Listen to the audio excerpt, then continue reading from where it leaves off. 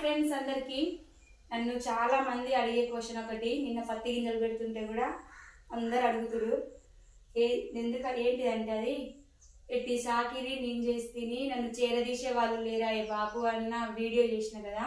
ఆ వీడియోలో నువ్వు రియల్ ఏడ్చినవా లేకపోతే పాట అట్లా ఉందని ఏడ్చినవా అని ఒక్కటే అడుగుతురు.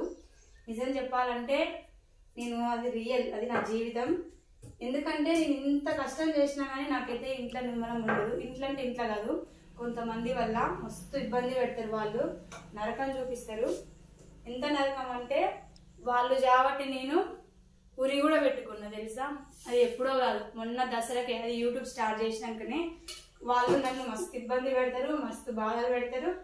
ఇక ఆ బాధలు తట్టుకోలేక ఉరి పెట్టుకున్నా. ఉరి పెట్టుకుంటే మా పండు చూసి మా అమ్మకు ఫోన్ చేసిండు. మా అమ్మ నిమ్మకాయలో పోయింది, అప్పుడు దసరా సీజన్ కదా, నిమ్మకాయలో పోయింది. అమ్మ మా మేనమామ కూతురికి ఫోన్ చేసింది. అది పండగకి వచ్చింది దసరాకి. వచ్చి ఇక నన్ను పల్ల 4 వీగి ఆ ఊరి తీసి ఇక పక్కకు ఇక మాట్లాడిర్రు. మా వాళ్ళందరూ వచ్చారు, మా గుంపు వాళ్ళు ఇట్లా తెలిసిన వాళ్ళందరూ వచ్చి మాట్లాడిర్రు. అలాంటి పిచ్చి పనులు చేయొద్దు, నువ్వు ఉంటేనే నీ పిల్లల్ని దగ్గర తీసేటోళ్ళు లేరు, నువ్వు చచ్చిపోతే ఎట్లా, నువ్వు వాళ్ళ కోసమైనా బతకాలని బాగా చెప్పిర్రు. ఇక అన్ని ఆశలు వదిలేసుకొని పిల్లల కోసమే బతుకుతున్నా. వాళ్ళు మస్తు ఇబ్బంది పెడుతున్నారు, నన్ను అయితే నరకం చూపిస్తున్నారు. ఇంత బాధనైనా తట్టుకొని నా పిల్లల కోసమే నేనైతే బ్రతుకుతున్నా అనిపించింది. అప్పుడు నాకు మా నాన్న ఉంటే బాగుండు, మా నాన్నని చూసుకునేవాడు అని అనిపించింది.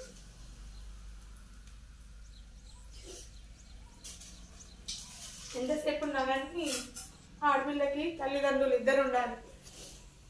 తండ్రి దాము, ఎందుకంటే ఒక ఆడపిల్ల శుద్ధికి ఎవరైనా రావాలన్నా భయపడతారు వాళ్ళ తండ్రులు, వాళ్ళ జోలికి పోవద్దని.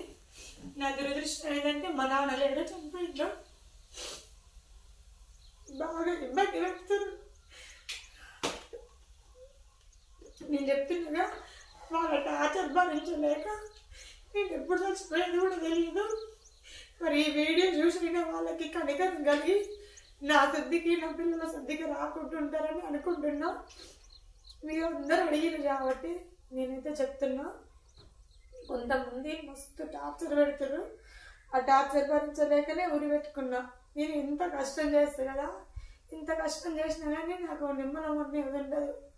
మస్తు టార్చర్ ఇబ్బంది. ఏ ఆడపిల్లకు కూడా అలాంటి బాధలు రావద్దు.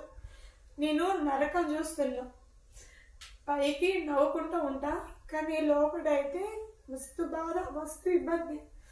ఎందుకురా భగవంతుడా నాకు ఈ జీవితం ఇచ్చినావు, నేను ఉండి నేనేం సుఖం అనుభవిస్తున్నా, అన్ని కష్టాలే అన్ని బాధలే అవసరమా నాకు ఈ జీవితం అని అనిపిస్తుంది. అప్పుడప్పుడు చద్దామనుకుంటా కానీ పిల్లలు గుర్తొస్తారు.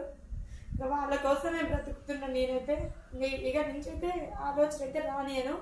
కానీ వాళ్ళ టార్చర్ ఇంకెక్కువైపోయింది, ఫస్ట్ టార్చర్ పెడతారు నన్ను అయితే చెప్పలేదు ఏ రోజుకి ఎట్లా జరిగేది. అది ఫ్రెండ్స్ నా జీవితం. మీకు తెలియకుండా నాకు ఏమంటారు 100 ఏళ్ళ జీవితాన్ని 20 ఏళ్ళ లోపే అనుభవించిన. అత్తమా లేరు, సంసారం బరువు బాధ్యతలన్నీ నా మీదనే ఉంటుంది.